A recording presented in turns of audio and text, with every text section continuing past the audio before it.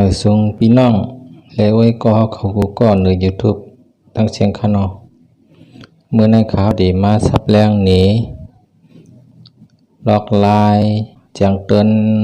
ว่าเงินเข้าเงินออกแอปธนาคารกสิกรอันนำตาบไหลเสียงเงินมันขนอมันได้แจ้งเตือนบรรลัยค่ะข่าวได้ซับแรงหนีป้าหลอกลายโอนเงินต่อวันให้มันไหลนำกว่า100,000นั่นฮะเนาะเพราะว่าตั้งแอปปั่นมาในเขาได้ปั่นมา100,000นี่ค่ะเพราะใบมีตั้งค่าทางไหนตั้งค่าทางไหนมันเด่นใบโอนไหลนำหรือนั่นค่ะก็ขอนโอนเงินโอนต้องก็มีต้องนำเนาะเพราะเราโอน100,000ปากในวันเนี่ยมันได้เป็นกว่าเงินไทย200,000มันช่ำตีไหลคำโอนไหล100,000เนี่ยห้ามเต็มถึงเนี่ยเขาได้มาสอนในบ้านลอกไล่ตั้งค่ากันนั่นเนาะล่าสุดก็ข่าวเดขีพัดในคณะนะฮะอาติมาด้วยเวอร์ชันนะพอพี่น้องคำไปอัปเดตเป็นเวอร์ชันล่าสุดในมันเดิมไปเหมือนของค้ามันดีเปียกเปลืองกันนี้ออกในแอปอันนั้นข่าวอัปเดตใน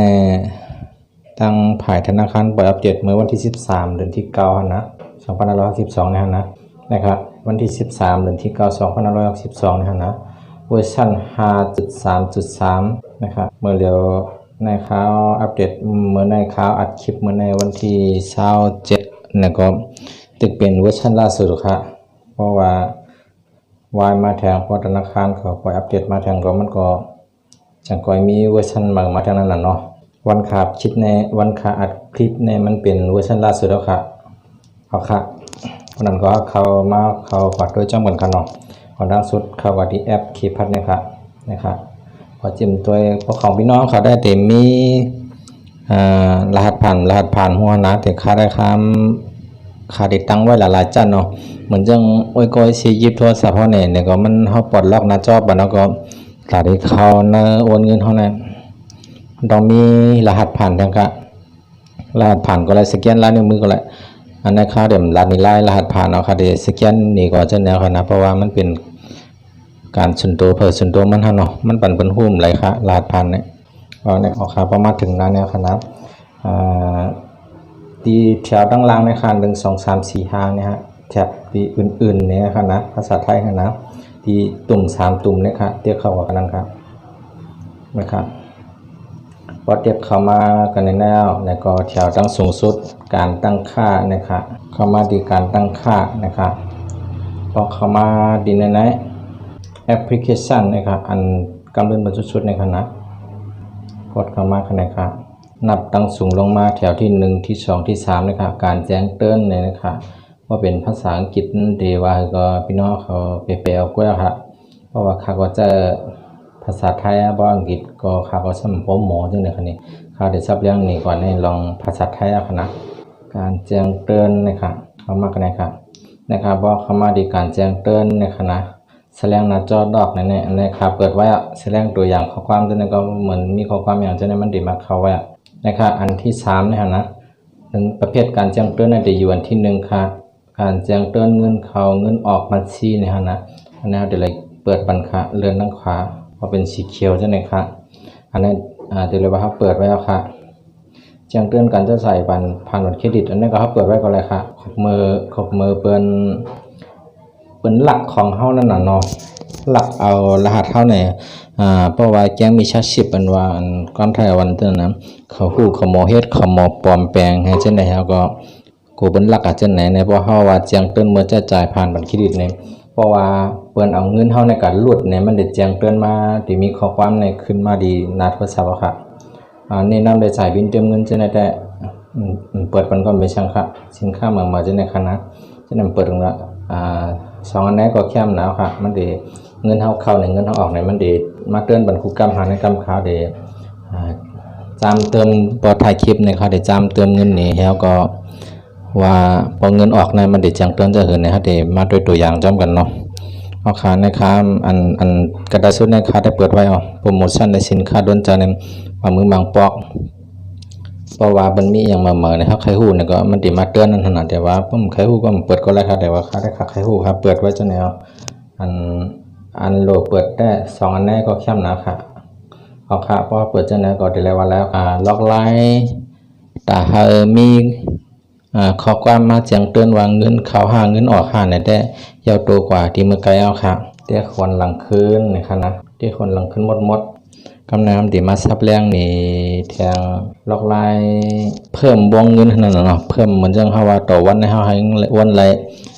200,000 300,000 400,000 500,000กว่าเพราะว่าพี่น้องเฮาคำไปเปิดปันเนี่ยมันได้โอนราย1วัน1แสนนะคะอันนี้ก็ค้างไปเปิดค่ามาก็เปิดพร้อมๆกันเนาะเข้าดีการตั้งค่าเหมือนเดิมค่ะที่พอเข้ามากันแล้วก็แถวที่3มาล็อกที่3มา1 2 3เนี่ยวงเงินทำรายการในค่ะนะครับอันดังสูงสุดในวงเงินทำรายการต่อวันผ่านเคพัดในค่ะนะอันดังสูงสุดในตาเฮาได้จ่ายในแอปค่ะเนี่ยเหมือนจังว่าอันนั้นจึงมีอัน10 บาทอันนั้น1 ล้านบาทค่ะเนี่ยตาเฮาได้จ่ายต่อวันนะครับตีเอสุด100ค่ะนะแล้วก็ตีนำสุดก็ไปสูงสุด1วันใน2 ล้านค่ะได้โอนได้ครับนะครับได้ไว้ในหมอก990,000นี่ก็มันก็เคลียร์มาค่ะครับเพราะว่าพี่น้องคำบริดังคันก็ในเรือนลงพาอะไรคันเนี่ยพอเรือนลงไว้นี่ก็ติดตั้งไว้240,000นะครับเอาต้องพอฮัลโหลโอนเป็นปากเป็นเงินปาก2 ปากเท่านั้นก็เดี๋ยวเลยตั้งไว้สูงๆเท่านั้นครับเอาคันนะครับให้ตั้งโอนต่อวันในที่เป็น990,000นะเพราะว่ายาวก็กดยืนยันนะครับกำไรมันเด็กให้ใส่รหัสผ่านค่ะนะเพราะเขาเฮ็ด1 กำเดียวใส่รหัสผ่านรหัสผ่านได้ก็เปิ่มมันเป็นส่วนตัวส่วนตัวมันเป็นต้องรับไว้หั่นเนาะค่าก็ดีรับไว้ให้ใส่รหัสผ่านกว่านี้ครับนี่ครับพอโอนที่กำลังมากดแทงที่บัญชีนะฮะวงเงินบัตรเครดิตบัตร ATM เนี่ยนะอัตราสุดนะครับนะมาเตียกในทางกำครับเขาตั้งโอนไว้ต่อวันนะครับนะโอนเงินในทำรายการอย่างอื่นเหมือนจังจะจ่ายดังเงินนั่นเดมีอยู่990,000รายค่าในต่อวันบอก990,000เงินไทยก็ติเลยว่ามันนำเอาค่ะเนาะมันก็โอเคค่ะแต่ว่าพอพี่น้องเขาที่รู้ใจนำไม่ได้ก็เข้ากับที่เหมือนจังอันทางเทียดด้านในการนะครับมันได้ไล่สูงสุด1วัน2 ล้านเงินไทยค่ะแต่ข้าวเด็ดเตรียมข้าวเดไว้อยู่ดี990,000เนี่ยครับพอเงินค่าทั้งไปถึง2 ล้านก็แต่พอจะแอบเนี่ยมันง่ายแล้วก็มันดีหลายอย่างมันดีหลายเมียวเหมือนจังวางค่ะนะมันจังขนาดนี้พี่น้องเขาพอจะแอบเนี่ยโอนโอนกว่าธนาคารโอนกว่าหมายปาน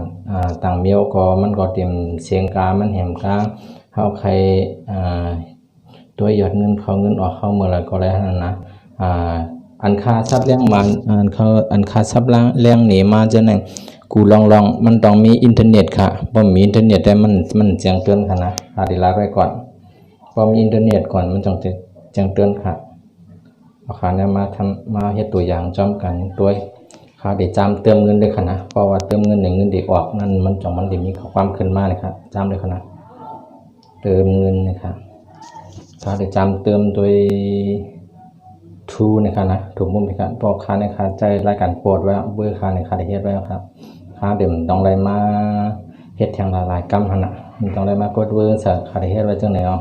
เพราะว่าจังไหนเนี่ยเฮาผ่าน Wi-Fi เนี่ยผ่านยังมันดีไหลหมดครับนะครับเดี๋ยวจำเติมได้50 บาทกันนะเอาค่ะต่อไปครับนะครับ50 บาทแม่นะครับนะครับเติมเงินยาวแล้วนะแล้วก็ครับธนาคารที่มาออกนี้ต้องหมดน